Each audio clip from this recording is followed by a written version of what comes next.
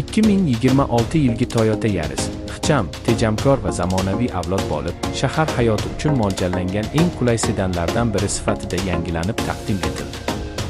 Yangi model avvalgi avlodlarga nisbatan yanada aerodinamik dizayn, yaxshilangan salon sifati va zamonaviy texnologiyalar bilan jihozlangan.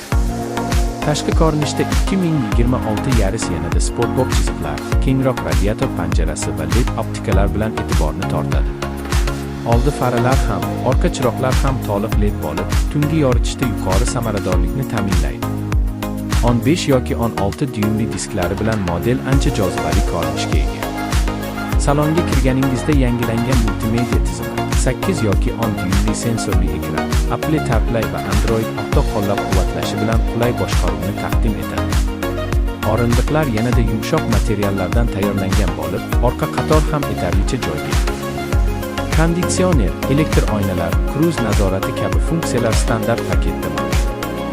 Texnik jihatdan 2026 Toyota Yaris 1.3 yoki 1.5 litrli benzinli dvigatellar bilan taqdim etiladi.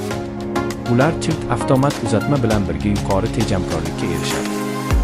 O'rtacha yoqilg'i sarfi 5-6 litr atrofida bo'lib, shahar va uzoq masofali yo'llar uchun juda maqbul.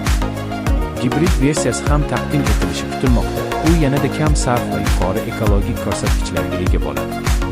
Xavfsizlik bo'yicha Toyota Safety Sense tizimi avtomobilda asosiy o'rinni egallaydi. Avtomatik tormozlash, piyodalarni aniqlash, yo'lakdan chiqib ketishni ogohlantirish, adaptiv kruz nazorati kabi funksiyalar haydovchiga yanada ishonch va xavfsizlik beradi.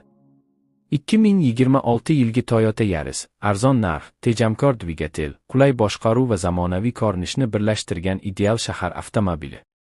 Kundalik foydalanish uchun ishonchli, xizmat ko'rsatish xarajatlari past va uzoq muddatli ekspluatatsiyada o'zini oqlaydigan model sifatida ko'pchilikning e'tiborini tortmoqda.